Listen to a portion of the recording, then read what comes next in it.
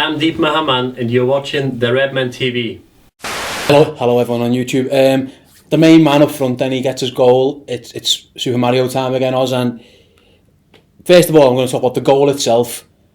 Hey, good goal for a start. It's easy to say, but people say, oh, it's just a tap-in, but I thought for once in quite a while it's good to see Mario attacking the box, dummy run, good finish, and in a way it's brilliant to see. In another way it's frustrating that we haven't seen more of it, but again, usually I've criticised Mario for standing on the edge, but to fair play, he makes the run, and basically makes Lallana's ball into a good one, because if no one's there, it's a bad ball in theory.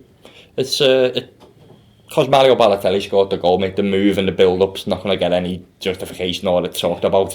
It's just going to be the fact that Balotelli scored the goal, and you made a great point earlier on of the run. The run's tremendous. He's completely fooled the defender. He's gone to go that way. The defender hasn't checked, and he's come back, and as you said, he's made Lallana's ball a great one, but people are not justifying it to finish either. It's a great finish. Yeah. It's one of them. He's either putting it in the net or he's putting it in the upper tier of the Annie Road, and it's the way Balotelli's season's gone. You'd expect it to end up in the Annie Road, and just to see it end up in the net, as I said, I was in a bit of a state of shock for a few seconds, the fact that it had actually gone in.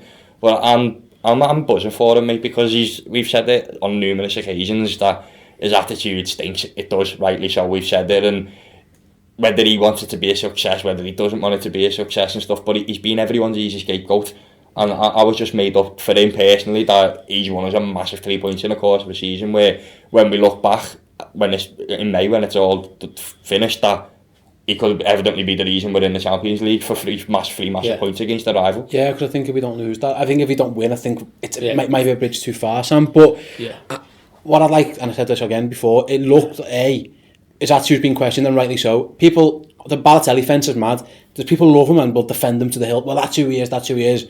People who slag him off for everything he does. Looking at it, justifiably or, impartially, yesterday was the first time I thought Mario really looked like he'd bought into what Rodgers wants from him. He does press at times, he has in the past, don't get me wrong, but it didn't look that much different than having Sturridge. Obviously not as good in terms of some of the things, but the pressing was there, he was getting in the box, he was giving a bit of mouth to his other players, he was in the ear of them sometimes. It just looked like, whether again, it's come by accident to swear out the side, someone's been in his ear, his agent, Rodgers, whoever. Yeah. It looks like the penny dropped almost, and he looked like he fitted into that side for the first time. He didn't look like a square peg in a round hole. No, definitely. Yeah. I think it's funny because I didn't know he was injured, or I knew he was ill, but I didn't know he had it. Pascoe saying about his foot, so you don't know, do you, what's going on? And it seems all his teammates seem to like him, don't they? But I think Balotelli just needs a home. I know it sounds stupid, I'm not his mother, but he needs a home. He just needs somewhere to stay. You know what? Maybe if you're not on the side, just grow, learn. Because he's been a superstar since he was a kid. Take a back seat, lad. Learn how to play the game the way we play. But he took his goal. Well, I looked at the liner because I was thinking, this is too good to be true. This Balotelli 3-2, 5 minutes to go. But no, took it well, and I thought it was, like you say before, the build-up was better than the goal. But hopefully now we can kick on, and I really hope we get to see in some games the diamond with them two up front. I know obviously our best formation is the Christmas tree, or whatever you want to call it these days, but with Balotelli and Sturridge, there's another option there, and they both seem to like each other and like playing with each other. Suppose as again credits it to the manager where it's due. Not all managers have been able to get that out of Balotelli. I think Mourinho called him uncoachable, unmanageable, whatever he called him. He looked like he looked like a Rodgers type, what Rodgers wants from a centre forward. He hadn't been doing that really before. When he come on, albeit a small spell, but in a big game, he's walked on the pitch and he's acted like we need our centre forward to act. I said when I shoot through and we're taking our best player off for Balotelli, and we had a set piece that we did. I wanted to see Balotelli sprinting into the box to be ready for it, and as he's coming on, I'm thinking he's just not arsed. He doesn't care.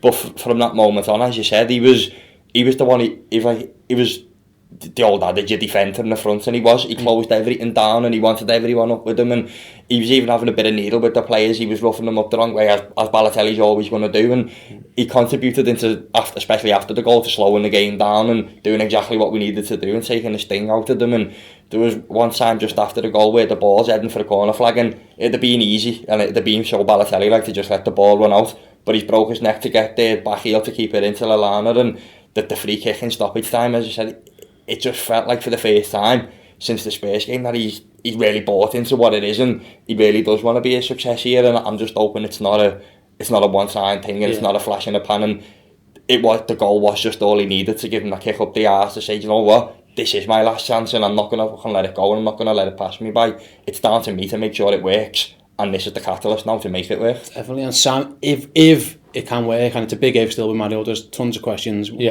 don't know what you're going to get.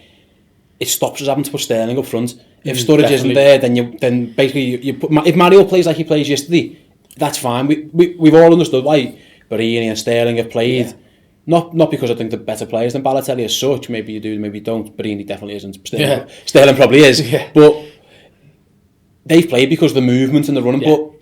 But Sterling's not a striker. His best position's back. He could even play in the one where I was playing Sterling. Yeah, I thought he might play. Yeah, so there's if he can get it, and if the penny has dropped and he can play like he did yesterday, start games and do that, all of a sudden Liverpool just even more dangerous than we are now, because Raheem Sterling is better deeper, and maybe you might get a chance to, okay, Sturridge is injured or Sturridge is out, Balotelli's up front, Sterling's out, and then all of a sudden it just looks a bit better than Sterling up front or Barini up front. Yeah, definitely. I think was when we got battered by United 3-0, I think he could have scored an hat-trick, and he was unlucky to win that game. But that was another one of those games where you see like the players you're talking about, Sterling, Coutinho's you're behind him, and I think early on the season, because his attitude is funny and is different, and he's a very individual character, he doesn't react well to tough situations, it seems, especially with us. But at the minute we're buzzing. He's coming into the team where he should have come into the team at the beginning of the season, where we're on this high. And now he's come back into the team, and hopefully we can continue the high, and he's there, and he can just sort of, jump on the bandwagon, if you know what I mean. And all he has to do is work out. He's got world-class quality. He just needs to switch his brain on and, put a bit of graft in. And I'm sure, I am sure, if we keep him for 3 seasons, I think he'll be a good player for us. I think, is that 3 goals now? Yeah. Over, under, Balotelli, by the end of the season, 8 Liverpool goals. All competitions. What would you say? It would speak with me headier and my heart to a different thing. I'll tell you why. I've got, as soon as we signed him, I bet with a lad in work, he bet me 20 quid, he'd go into double figures. So 9 will do, Mario. 9 will do, and I'll be happy. So you're going over 8, under 10. I'll be happy. You're going 9. So over under 8. What do you think? I reckon if he doesn't get injured, I think he'll get 10. No! I think because who's going to take a pen if Gerrard's off the pitch, which is going to be a lot probably at the end of the season. Tell you what, there's no one else in that team I'll give it to apart from him. You might get a few pens there. Or you might hopefully get out of pocket for everyone else wants you out of pocket. Sorry, lads. No, everyone else can score. Ricky can take the pens if he's on. So yeah, I think we'll park that one there. Then Spurs, I think the way we ended the game again, we'll might as well I'll briefly mention it now myself. Don't need just to talk, I'll do this bit. Very professional, we killed the game, we scored, Spurs didn't have a sniff, we time wasted, we were our last, we took an hour for a throw in, Sacco got injured, boss love it, that's what we should do. Hopefully it's the start of Liverpool becoming just a little bit more streetwise, young players showing maturity, hopefully fingers crossed that's that.